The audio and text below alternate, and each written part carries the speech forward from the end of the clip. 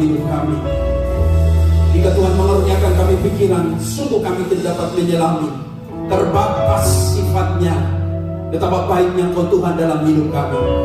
Tuhan, Engkau membawa kami di bulan yang ke-11 di tahun 2022 ini, yang sebentar lagi akan memasuki penutup daripada bulan tahun 2022 ini. Kalau kami lihat kembali ke belakang, sungguh Engkau Tuhan, Tuhan yang luar biasa, Tuhan yang tidak pernah meninggalkan setiap kehidupan kami yang percaya kepada Engkau. Olehnya Bapa, doa kami tetap pegang kehidupan kami, dan ada satu keyakinan optimis masuk tahun yang baru nanti 2023. Tuhan yang sama yang telah menuntun kami adalah Tuhan yang setia dan Tuhan yang sama pula. Kami percaya ada di sana yang siap memberikan masa depan yang penuh harapan buat setiap kami. Terima kasih untuk ibadah seperti ini, mengingatkan kami selalu untuk tahu bersyukur, tahu memuji Tuhan, karena betapa baiknya Engkau Tuhan dalam hidup kami.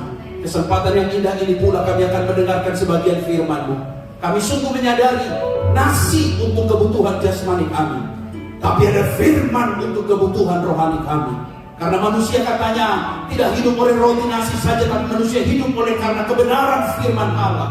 Olehnya waktu yang baik ini kami mau duduk, mendengar, minta hikmat Tuhan, Roh Kudus mengurapi, sehingga yang memberitakan yang mendengar sama-sama diberkati oleh Tuhan. Dan firman Allah itu datang kepada kami, bukan saja mengubah paradigma kami, bukan saja mengubah pengetahuan kami, tapi sungguh-sungguh mengubah setiap kehidupan kami.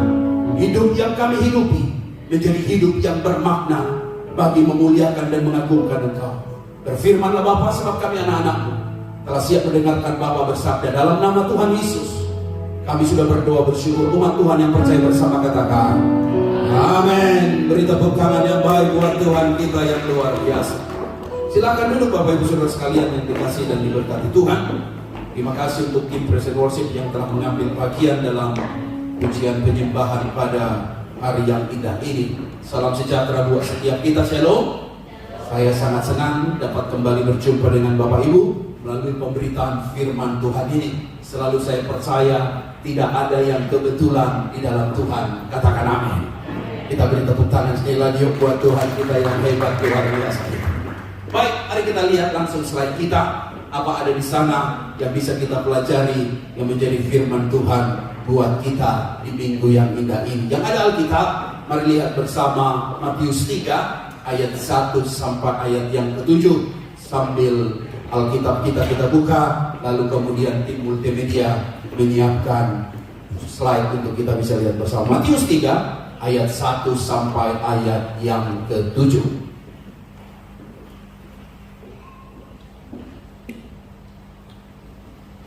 Baik, puji Tuhan. Bapak Ibu, kalau Bapak Ibu suka ke Indonesia, tentunya Bapak Ibu kita suka dengan siaran televisi Indonesia. Kalau siaran televisi Indonesia itu banyaknya bukan main, betul kan? Waduh, banyak sekali. Mulai ada SCTV, kemudian Indosiar, apalagi? Oh, RCTI, apalagi tuh? Trans TV, ada apa lagi tuh? Wah, banyak sekali. Mulai sekarang ada Kompas TV. Kalau pulang ke Indonesia, nonton sepanjang hari gak habis-habisnya. Tapi datang ke Australia, cuma berapa TV? Paling 2, nambah 3, TV 10. Itu pun kalau antenanya bagus. Kadang-kadang antenanya tidak bagus, yang cuma ada channel 9 dan TV 7. Wow. Netflix lagi, wow, keren. Wow, keren. Apa update terkini dari Indonesia? Bapak Ibu, di kisah Sambo ini ada yang kita pelajari bersama. Apa itu? Dihadirkan semua TV menyorot kasus ini. Saya tidak mau lebih dalam bicara ini karena pengadilan sedang membicarakannya. Tapi yang saya mau katakan pada Bapak Ibu, semua TV membicarakannya. Tapi yang menarik buat saya Bapak Ibu, di episode menghadirkan saksi-saksi, lalu kemudian muncul seorang pakar hukum pidana. Dia bilang begini, sebenarnya yang muncul ini, para saksi ini antara kejujuran dan kesetiaan. Kenapa kejujuran dan kesetiaan? Jelas, karena yang ada di depan itu adalah bosnya. Antara kejujuran kepada hati nurani atau takut sama bos. Sehingga kadang-kadang kesaksian itu bisa plin-plan, belit-belit, lalu kemudian tak tahu entah kemana yang dibicarakan. Karena berhadapan dengan jujur pada hati nurani, atau ada bos di depan di sana yang pernah tolong dan mungkin bantu hidupnya. Saya sangat yakin Bapak Ibu, hal yang demikian bicara tentang kejujuran itu yang dibicarakan oleh Yohanes Pembaptis kepada orang-orang Yahudi yang muncul pada waktu itu dengan kalimat yang hebat ini, bertobatlah sebab kerajaan sorga sudah dekat. Dia sangat jujur, sekalipun kejujuran itu berhadapan dengan satu kelompok yang sangat-sangat tahu ayat firman, yang merasa dirinya orang penting di dalam cerita semua firman, yaitu orang Yahudi yang merasa eksklusif dan memandang bangsa mereka jauh lebih penting menjadi nomor satu daripada suku bangsa yang lain. Tapi Yohanes Pembaptis datang dengan pesan yang kuat, bertobatlah sebab kerajaan sorga sudah dekat. Bapak Ibu tahukah apa yang sedang dipikirkan para orang-orang Yahudi ini? Mudah saja. Siapa ini anak? Anak kemarin sore tiba-tiba ngomong bertobat. Dia tahu nggak dia bicara sama siapa? Bisa saja itu pikiran mereka. Bahkan bisa saja mereka bilang begini, bertobat kamu bilang, yang bertobat itu kamu. Sebab siapa kamu bicara tentang firman? Kamu tidak melalui sekolah yang disebut dengan sekolah orang Yahudi, sekolah nabi, sekolah imam, sekolah yang harus menjadi kualifikasi seseorang yang bicara firman. Muncul pertentangan itu pasti pada pikiran mereka. Tapi hebatnya Yohanes Pembaptis, dia tetap pada message yang sama. Bertobatlah sebab kerajaan sorga sudah dekat. Lebih keras lagi, ayat itu bilang begini. Baca dengan keras, hai kamu 1, 2, 3. Hai kamu keturunan ular beludak, siapakah yang mengatakan kepada kamu bahwa kamu dapat melarikan diri dari murka yang akan datang? Kaget mereka semua. Dia omongin kecoa sama tikus saja udah takut. Enak banget lo ngomongin gua kecoa, kecoa lo. Ini dia omongin ular, dasar ular lo. Biasanya dia omongin ular, biasanya jahat, ular kepala 2 sama ular berbisa. Dan ular di padang gurun bisanya luar biasa. Dikatakan begini, hai kamu keturunan ular beludak. Tegas-tegas. Kaget lagi mereka. Buset, dia cerita ular, dia cerita lagi murka Allah. Tahukah kamu ini kita umat pilihan Allah? Bapak kami itu Abraham, moyang kami dia Abraham. Dari Yakub, Ishak, Abraham, garis keturunannya jelas. Siapa kamu, hai Yohanes Pembaptis? Tapi menarik, message-nya tetap sama untuk bicara. Kalau engkau tidak bertobat, murka Allah tersedia. Ayat berikutnya lebih tajam lagi membuat mereka kaget. Baca keras 1, 2, 3. Kapak sudah tersedia pada akar pohon, dan setiap pohon yang tidak menghasilkan buah yang baik pasti ditebang dan dibuang. Siapa yang dimaksudkan di sini? Bukan pohon yang seperti pohon yang ada di pinggir jalan, tapi yang dimaksudkan di sini adalah orang-orang yang merasa dirinya beragama, tapi tidak menghasilkan buah pertobatan. Api sudah siap membakar mereka. Kapak sudah siap memotong hidup mereka. Dan itu dibicarakan sangat-sangat keras. Tapi yang menarik Bapak Ibu, ayat ini berlanjut kemudian. Hasilnya adalah, baca keras 1, 2, 3. Maka datanglah kepadanya penduduk dari Yerusalem dan dari seluruh Yudea dan dari seluruh daerah sekitar. Bapak Ibu, risal ini mengagetkan saya tentunya. Karena rupa-rupanya tidak selamanya khotbah yang keras itu dimusuhi jemaat. Ada khotbah-khotbah yang keras itu justru disukai.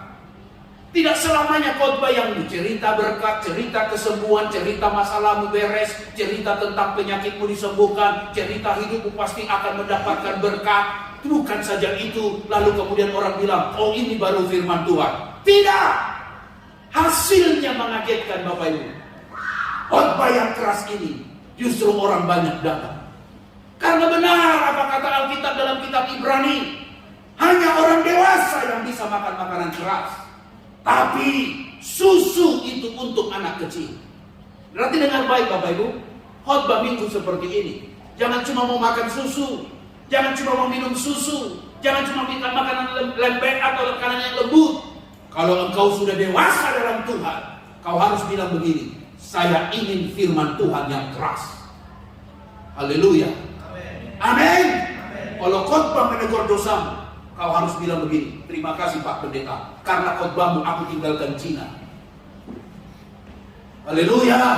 Kalau ada khotbah yang keras, lalu kemudian menegur judimu, lalu kau bilang begini, terima kasih Pak Pendeta, karena khotbah tentang judi itu, aku akhirnya tinggalkan judi dan aku hidup diberkati Tuhan.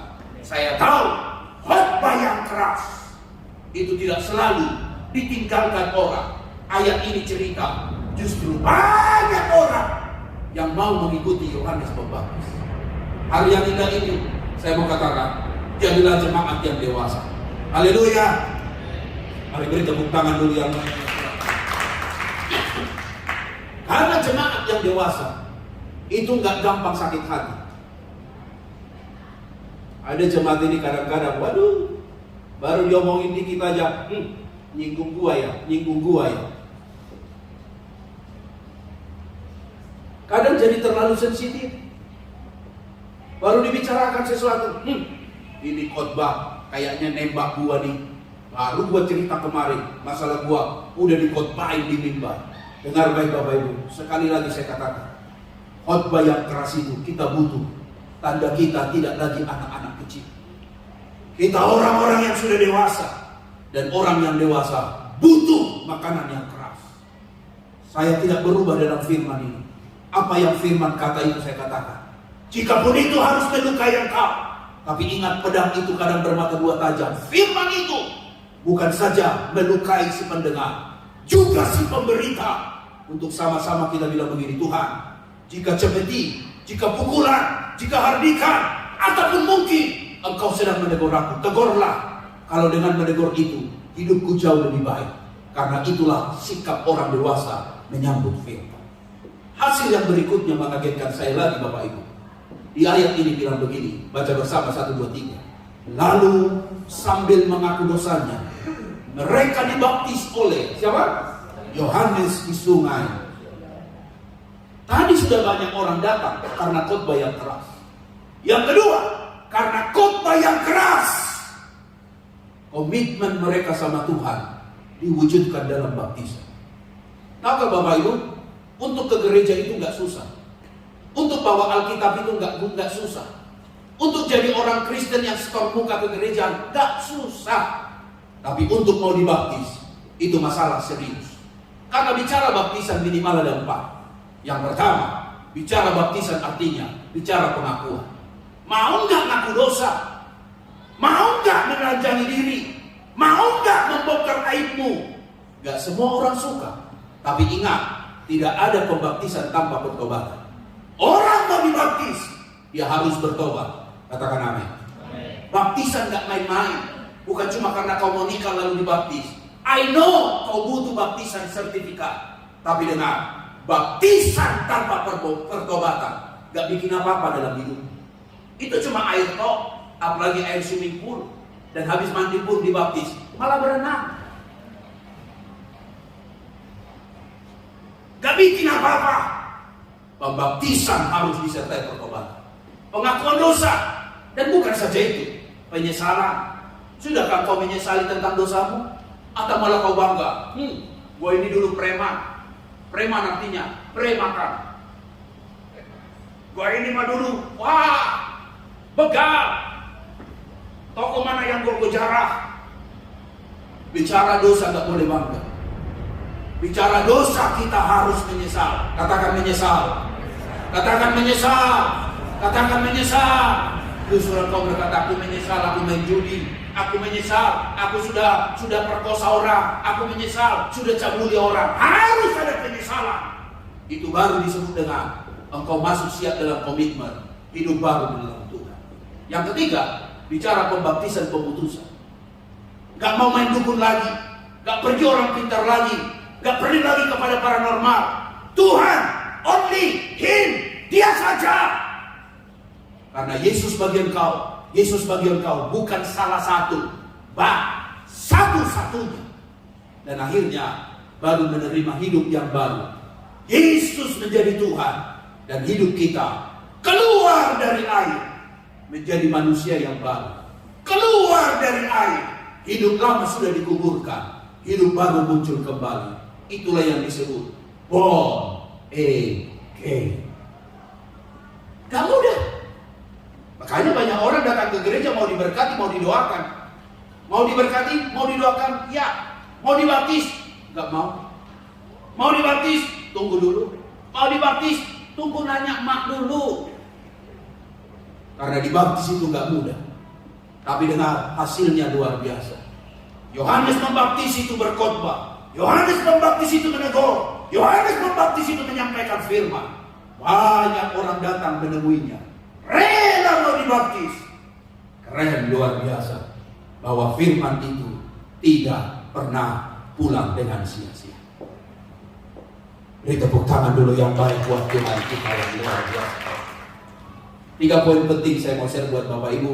Sehingga bagi persiapan untuk kita menyambut Natal di bulan Desember yang tinggal 1 minggu lagi. Lalu kemudian kita masuk di bulan Natal. Yang pertama Bapak Ibu, kuasa firman Tuhan yang mengubah. Kita tahu bersama peran pemberita sangat penting di dalam pemberitaan. Si pemberita itu adalah hamba Tuhan Yohanes Pembaptis. Tapi tahukah Bapak Ibu, Yohanes Pembaptis ini sebenarnya manusia biasa. Dia bukannya orangnya hebat-hebat. Katakan manusia biasa. Cuma manusia biasa. Yang kedua, dia ini orang Padang. Ini orang Padang hidup? Iya, cuma orang Padang. Kalau Anda pergi ke Jakarta, yang punya sederhana orang mana? Orang Padang. Hidup sederhana. Betul nih, saya buktikan. Dia tinggal di mana? Di Padang Gurun. Tidak ada yang fenomenal. Hidup Tukul fenomenal. Tapi hidup Yohanes Pembaptis gak fenomenal apa-apa. Gak ada yang viral, yang bisa masuk TikTok. Biasa-biasa aja. Atau maksud mungkin cumi-cumi atau lambe turah. Gak ada. Atau saya terkenal mungkin si pesulap merah. Gak ada. Orang biasa saja. Sampai begitu biasanya referensi Alkitab ditulis begini. Baca keras 1, 2, 3.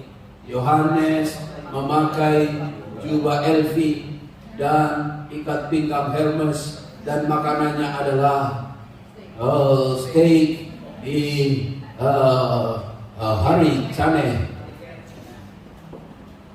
Nggak ada yang keren, biasa banget,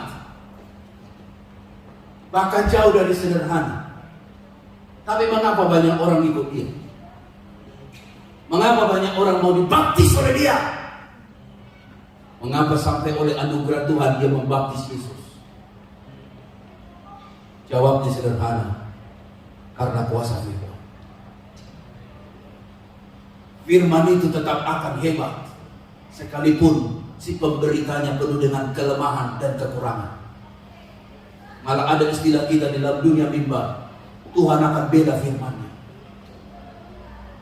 Ngaco-ngaco mungkin hidup orang itu belum didisiplin oleh Tuhan, tapi Tuhan tetap bela firman-Nya. Makanya firman itu hebat, luar biasa. Benar kata kitab Timotius yang bilang seperti ini, firman itu bermanfaat, mengajak, menyatakan kesalahan, memperbaiki kelakuan, mendidik orang dalam kebenaran.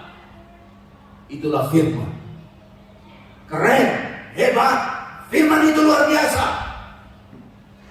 Sehingga orang ikut bukan semata-mata karena pemberitanya, tapi karena pesan yang disampaikan. Firman itu dahsyat ajaib. Sehingga Bapak Ibu, ketika mereka cerita tentang Abraham adalah bapak kami, sepertinya teori itu tidak bisa terbantahkan. I know, secara garis keturunan, genetik, benar ada Yakub punya 12 anak. 12 anak lahirlah kemudian bangsa Israel. Ada kemudian kakek mereka namanya Isa. Moyang mereka adalah Abraham. Betul. Tapi ada kalimat Yohanes yang mematahkan teori itu. Mematahkan teori yang sombong itu. Dia bilang begini, karena aku berkata kepadamu, baca bersama, Allah dapat apa? Menjadikan anak-anak bagi Abraham. Dari mana? Dari batu-batu ini. Teori itu dimatahkan oleh firman. Kamu sombong karena kau merasa diri anak Abraham. Bapakmu adalah Abraham. Tapi Tuhan juga bisa dari batu-batu ini Dia jadikan menjadi anak-anak Abraham. Terdiam mereka semua. Sekali lagi saya katakan Bapak Ibu, firman itu dahsyat. Langit dan bumi akan lenyap, tapi firman Tuhan tinggal tetap. Janji manusia kau pegang, kau kecewa, tapi firman Tuhan tidak akan pernah mengecewakanmu. Ramalan manusia bisa berubah, sebentar A, sebentar B, besok berubah C, akhirnya hasilnya D. Tapi firman Allah itu tinggal tetap, keren, luar biasa. Katakan haleluya. Beri tepuk tangan dulu yang meriah buat Tuhan kita yang hebat. Langit dan bumi dijadikan oleh firman. Tahukah Bapak Ibu, terang ada yang di sekitar kita ini? Oleh firman lah yang menjadikannya. Tuhan cuma ngomong gini, jadi terang. Terang pun jadilah. Tuhan cuma ngomong gini, jadi cakrawala. Cakrawala pun jadilah. Hebatnya firman itu Bapak Ibu. Sehingga perwira itu cuma bilang begini, gak perlu banyak kata-kata guru, katakan sepatah kata saja, maka hambaku itu akan sembuh. Dengar baik, ucapan orang ini sungguh-sungguh menggetarkan. Karena apa? Dia sangat percaya kalau Tuhan bilang sembuh, pasti sembuh. Katakan amin. Katakan amin. Dengar baik, gak perlu nasihat banyak. Kalau Tuhan bilang sama penyakitmu hari ini sembuh, sembuh. Tinggal bilang aja, Tuhan, katakan sepatah kata saja firman, nasibku akan berubah. Berubah. Gak perlu banyak berkata-kata, gak perlu banyak berpatah-patah. Cuma sepatah kata firman. Dan sepatah kata firman itu dahsyat berkuasa aja. Masalah apa yang kau hadapi hari-hari ini? Apa yang terlalu suka? Mungkin hari-hari ini kau berpikir, aku orang yang paling punya banyak masalah di gereja. Brother and sister, bos dengar, cuma bilang Tuhan, katakan sepatah kata saja. Tuhan bisa ubah hidup kita kok. Tuhan bisa ubah keadaan kita kok. Haleluya. Haleluya. Haleluya. Ada satu bapak hampir mau lumpuh, gak bisa jalan. Udah mintanya cuma bilang mati. Udah gak mau makan, selera makan gak mau. Benar, umurnya sudah 70-an tahun. Udah gak mau berdaya lagi. Sepertinya udah mau pergi. Lalu kemudian udah gak mau hidup lagi. Ketemu dengan saya. Saya bawa tim semacam jemaah mengunjungi dia untuk berdoa buat dia. Manusia sederhana, simple. Yes, my name is Greg. Always upgrade, but please no cigarette. Saya tahu nama saya Greg, but I'm just a simple man, orang biasa kok. Masih jak bumi. I know. Tapi bapak itu bersaksi bilang, Pak Pendeta, I know you holy man. Hah? Holy man? Gue lihat kaki gua, gue pikir gua udah pocong. Mungkin terawang-awang begitu. Dia bilang, I know you holy man. Kamu tadi sentuh badan saya. Kamu mengucap sesuatu. Tiba-tiba beban saya hilang. Saya sendiri pun kalau ditanya ngomong apa lupa saya. Apalagi yang saya ngomong ini, dia nggak ngerti bahasa Indonesia, bahasa Inggris saja. Bagaimana Greg Muller bisa khotbah bahasa Inggris, berdoa bahasa Inggris? You tahu lah, pletot-pletit. Paling dia cuma bisa bilang, my body is not delicious. Artinya, badanku gak enak. Tapi dia bilang, I know you holy man. You tadi pegang badan saya. Dan tiba-tiba beban saya hilang. Saya jadi ringan. Nampaknya enak. Sampai dia cerita ini ke semua orang. Termasuk cerita ke mertua saya. Wah, repot ini cerita urusan dengan mertua. Dia bilang, you know, You punya itu menantu, dia pegang badan saya. Tiba-tiba hilang beban saya, katanya. Saya pura-pura main handphone dengar, karena mereka bahasa Cina. Cincong ceng, cincong ceng. Takut saya masuk dan terjemahkan salah. Jadi saya diam saja. Cincong ceng, cincong ceng. Tapi saya dengar ketika dia ngomong bahasa Inggris. Itu menantu kami itu pegang badan saya. Beban saya tiba-tiba hilang. Ini yang saya mau katakan pada Bapak Ibu sederhana. Tuhan akan tetap bela firman. Dan firman Tuhan itu bukan saya. Firman Tuhan itu berkuasa. Haleluya. Haleluya. Haleluya. Firman itu berkuasa. Makanya si hamba ini yang sakit ini, Tuhannya bilang, gak perlu banyak guru. Katakan sepatah kata saja. Hambaku itu akan sembuh. Yesus berkata, iman sebesar ini tidak pernah kujumpai di antara orang Israel. Dan hamba itu benar sembuh. Cuma sekata patah kata firman. Hari yang indah ini, pada hari ini, jika kamu mendengar suaranya, apa? Jangan keras.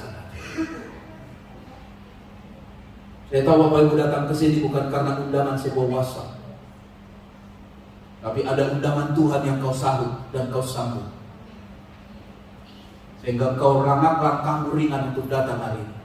Kalau cuma undangan manusia, apalagi disertai, kalau kau datang akan dapat satu bungkus Indomie, pasti kau akan bilang, di rumahku banyak Indomie. Atau mungkin ada undangan berkata, jika kau datang ke gereja hari ini, kau akan dapat voucher belanja di Coles. Apa itu Coles? Itu $20. Pasti akan kau bilang, banyak voucherku yang lain. Tapi kau datang hari ini pada undangan Tuhan. Kau dengar suaranya di pagi hari, berbisik untuk engkau disadarkan. Bukan saja agamamu Kristen, tapi engkau 5 hari 6 hari kau kerja, tapi hari Minggu cari Tuhan. Suara itu kau dengar, sehingga kau setrika baju, kau jemur baju, kau ambil sepatu, tepat kau datang ke gereja. Karena kau datang kepada undangan Tuhan yang berkata, marilah kepadaku hai yang tidak sumber beban berat, aku akan beri kelegaan kepadamu. Dan saya percaya firman itu yang mengubahkan setiap hidup kita. Beri tepuk tangan dulu yang meriah buat Tuhan kita. Saya percaya Bapak Ibu pulang tidak akan sama lagi, karena ada Tuhan bersama kita, untuk kita sama-sama dikuatkan melalui firman. Poin saya yang kedua, Bapak Ibu, hasilkanlah buah pertobatan. Khotbah itu sangat jelas bahwa akan ada murka Allah bagi mereka yang jahat dan jauh dari Tuhan. Benar kata kita Roma 3:23, bahwa orang yang berdosa itu bukan saja masuk penjara, orang yang berdosa itu bukan saja malu dan dipermalukan di masyarakat, tapi dengar, orang yang berdosa itu adalah orang yang terpisah daripada Tuhan. Olehnya Bapak Ibu, murka Allah akan ada. Dan nasihat daripada Yohanes Pembaptis sangat jelas, hasilkanlah buah pertobatan. Jangan cuma Kristen KTP, jangan cuma Kristen agamawi. Sudah berubah belum hidupmu? Atau sebentar hidupmu tobat sebentar kumat, alias tobat kumat, kumat tobat, tobat kumat, kumat tobat. Mari kita berubah. Bilang dengan sebelah, udah tobat belum? Bilang sebelah.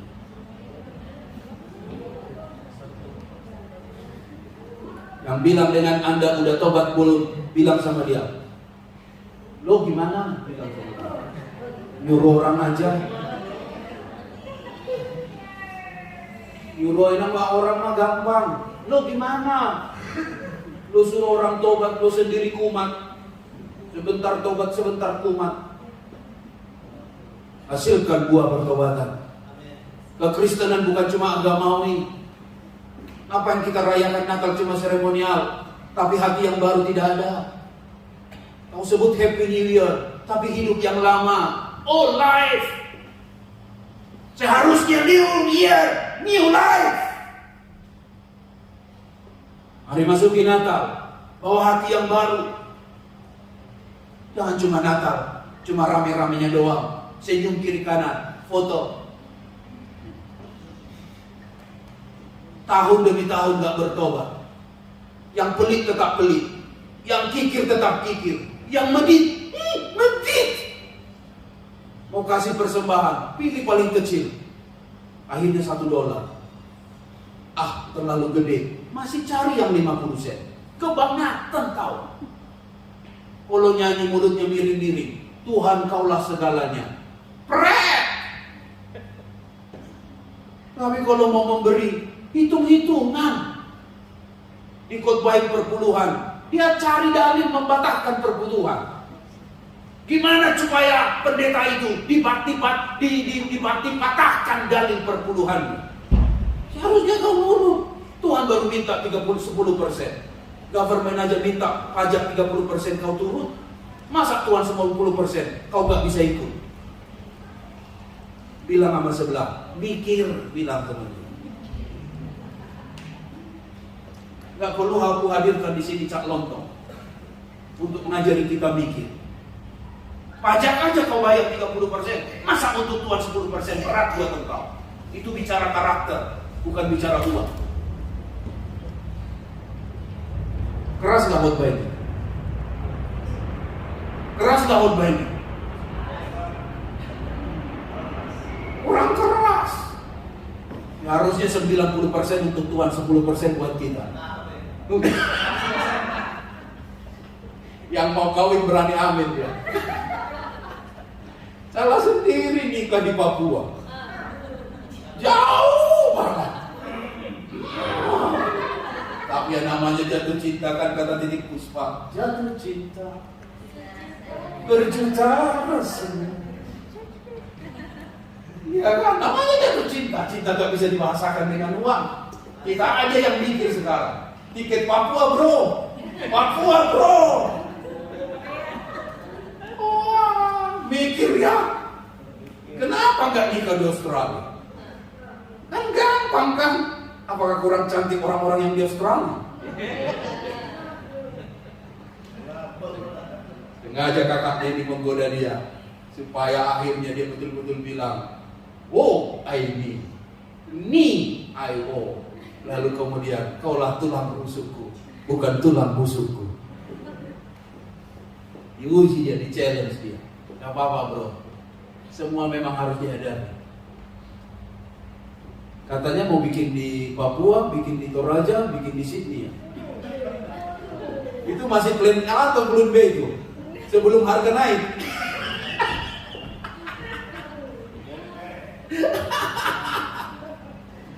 Gak gampang. Tapi saya tahu, kalau kita ikut Tuhan, Tuhan pasti cukupkan. I know. Tahukah Bapak Ibu, poin pertama dalam pernikahan cuma satu kok. Nikah itu kehendak Tuhan, maunya Tuhan. Kalau kau nikah bilang begini, Tuhan, aku ikut maumu. Yang kau bilang gak baik manusia itu seorang diri. Kalau aku ikut mau Tuhan, pasti Tuhan akan cukupkan. Kakakku ini menikah di Singapura. Dolar. Singapura. Habis itu di mana? Di Malaysia. Habis di Malaysia, Brunei Darussalam. Bikin anak di kampung.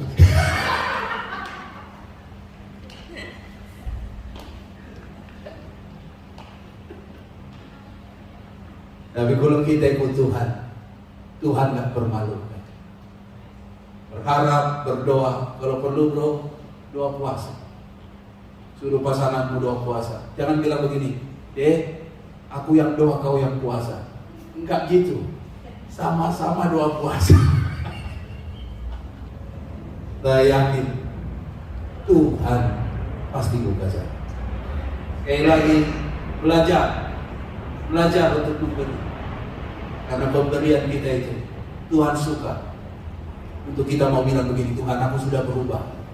Dulu aku pelit, sekarang aku murah memberi. Dulu aku malas-malasan ke gereja, sekarang aku rajin ke gereja. Dulu aku susah taat firman, sekarang lama-lama aku buang semua kebiasaan dagingku. Karena aku tahu hidupku harus berubah Bukan cuma aku Kristen, tapi aku harus berubah. Dan aku harus berubah. Haleluya. Beri tepuk tangan dulu yang baik buat Tuhan kita. Benar apa kata buku Jonathan Edwards ini? Tuhan juga bisa marah. Dia bilang begini, sinner in the hand of an angry God. Tahu gak Bapak Ibu? Kita gak boleh main-main sama Tuhan. Gak boleh main-main. Kalau lu mau serius-serius, kau main-main, lihat. Ayat bilang begini dalam kitab Yesaya, di dalam kitab Rom. Maka engkau menganggap sepi kekayaan kemurahannya, kesabarannya, dan kelapangan hatinya. Kalaupun Tuhan tidak hajar engkau hari ini. Baca ayat yang kuning ini maksudnya. Baca keras 1, 2, 3. Tidakkah engkau tahu bahwa maksud kemurahan Allah ialah,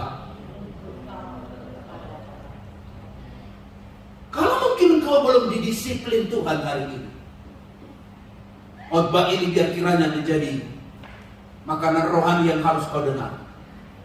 The time, waktunya adalah bertobat. Ayat berikutnya bilang begini, tetapi oleh karena kekerasan hatimu yang tidak mau bertobat, engkau menimbun murka atas dirimu sendiri pada hari waktu mana murka dan hukuman Allah yang adil akan dinyatakan. Baca ayat yang kuning keras 1, 2, 3. Ia akan membalas setiap orang menurut perbuatan.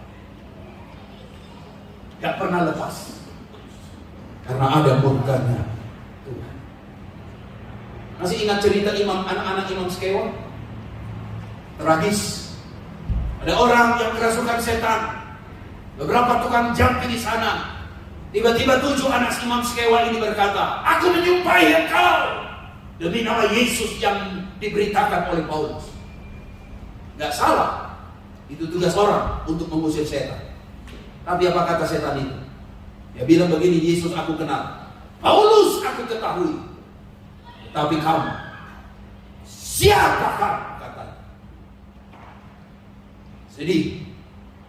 Karena anak imam tidak jadi contoh. Anak imam malah bersundal di bait Allah. Anak imam jauh daripada taubat Tuhan. Nasihat khotbah hari ini, siapapun engkau, hasilkanlah buah pertobatan. Anda bertobat, kita semua bertobat. Anda berubah, kita harus semua berubah. Supaya hidup kita selalu mau mempermuliakan nama Tuhan. Haleluya.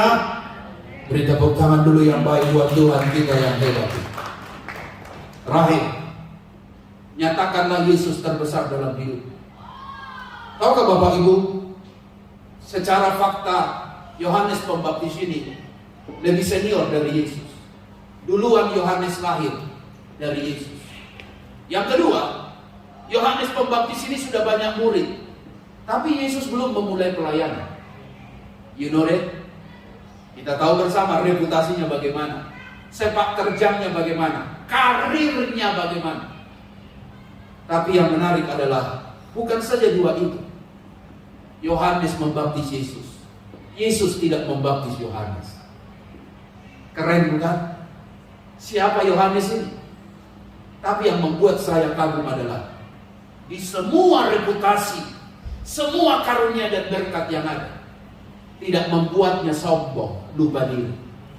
Tapi justru dia bilang begini, baca dengan keras, aku membaptis kamu dengan air sebagai tanda pertobatan. Tetapi ia yang datang kemudian daripada aku, apa? Lebih berkuasa. Yang dibawanya keras, Yohanes 3:30. Ia harus makin kecil, makin besar, tapi aku harus makin. Saya bangga dengan dia, karena dia tetap tahu bahwa kalau bukan Tuhan yang melayakkannya, siapalah dia. Yuk belajar dari Gehazi. Ketika Naaman disembuhkan oleh firman yang disampaikan Elisa, datanglah Naaman membawa upeti, perak, pakaian, emas, dan berbagai isi sebagai tanda terima kasih. Elisa bilang apa? No, Tuhan beri gratis, kamu pun bayarnya gratis. No, saya harus bayar sebab kamu sudah tolong saya. Apalagi kamu ini adalah hamba Tuhan. Tentu butuh yang disebut dengan dana. Tapi dibilang tidak. Tuhan hari ini bilang, bawa pulang persembahan. Ada Gehazi di situ, bujangnya, asistennya. Dengar itu. Elisa pergi, Naaman pun pergi. Tiba-tiba Gehazi kejar itu Naaman dan bilang, Tuan Naaman, itu Elisa jual mahal, gengsi. Bahasa sekarang, sini, gue terima aja persembahan lo. Apa sih? Naaman dengan rela berkata, ini ambil nih banyak, dikasihlah dengan dia. Gehazi berpikir, Elisa tidak tahu itu. Elisa Nabi Tuhan yang takut Tuhan bilang, Gehazi, kau dari mana? Kau sudah mendapatkan upeti itu dari Naaman, bukan? Kamu bukan saja dapat pakaian emas perak itu, kau juga dapat penyakit kustanya. Dan penyakit kustanya Naaman berpindah ke Gehazi. Dan sakitlah Gehazi dan tidak sembuh. Sekali lagi Bapak Ibu, jangan coba-coba curi kemuliaan Tuhan. Kalaupun Tuhan pakai kita, selalu kita berkata, all glory to God. Amin. Jangan pernah curi kemuliaan Tuhan. Kalau main gitarmu bagus, main drummu bagus, pianomu bagus, nyanyimu bagus, khotbahmu mantap, ingatlah kemuliaan bagi Tuhan. Kalau orang pun puji engkau, wajar mereka memberikan penghargaan, tetapi tetap ingat, jaga hatimu, biarlah kemuliaan untuk Tuhan. Kalau orang puji-puji, hati-hati harusnya. Woi, bagus tuh nyanyimu. Kalau kamu nyanyi, woi, kayak Indonesia Idol. Jangan sombong, sebab takutnya nanti kusta Naaman bisa pindah kepada engkau. Hari ini kita belajar sesuatu tentang apapun yang dipakai Tuhan dalam hidupmu, ingatlah kemuliaan hanya tetap bagi Tuhan. Amin. Amin. Beri tepuk tangan dulu buat Tuhan kita yang mulia. Baca yuk sama-sama 1, 2, 3. Allah menentang orang yang congkak, tetapi menasihani tetaplah rendah hati. Jangan sombong.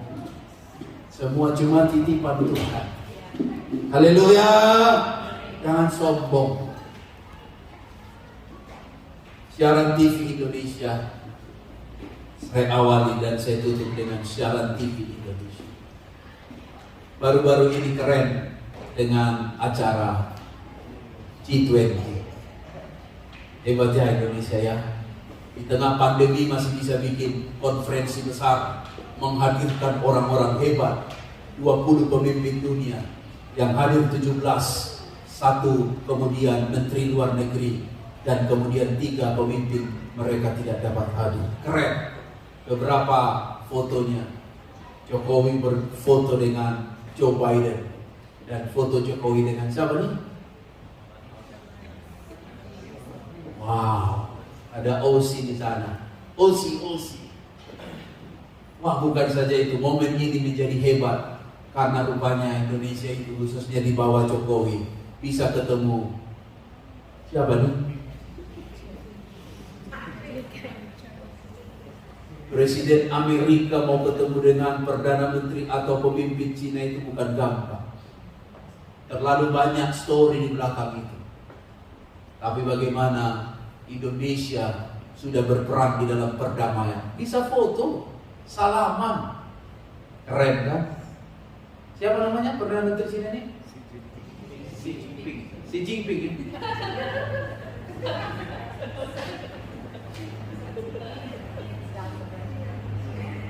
Keren. Bahkan hadir juga Perdana Menteri siapa nih, keren nih, gantengnya hampir kayak Jeffrey. Ini ada darah Makassar. Nanti cek Google. Perdana Menteri Kanada. Siapa namanya? Justin. Justin apa tuh? Keberapa roh? Apa? Sampai saya lihat YouTube untuk menyebut namanya. Justin Trudeau. Karena ketemu A sama U sama E, gimana bacanya? Kita bukan orang Prancis, orang mana? Tahu-tahu dia ada darah Nias, bro. Ada darah Nias. Ada darah Makassar. Dan yang keren lagi hadir ini. Siapa ini? Perdana Menteri baru di Inggris. Siapa dia? Keren. Baru saja jadi Perdana Menteri.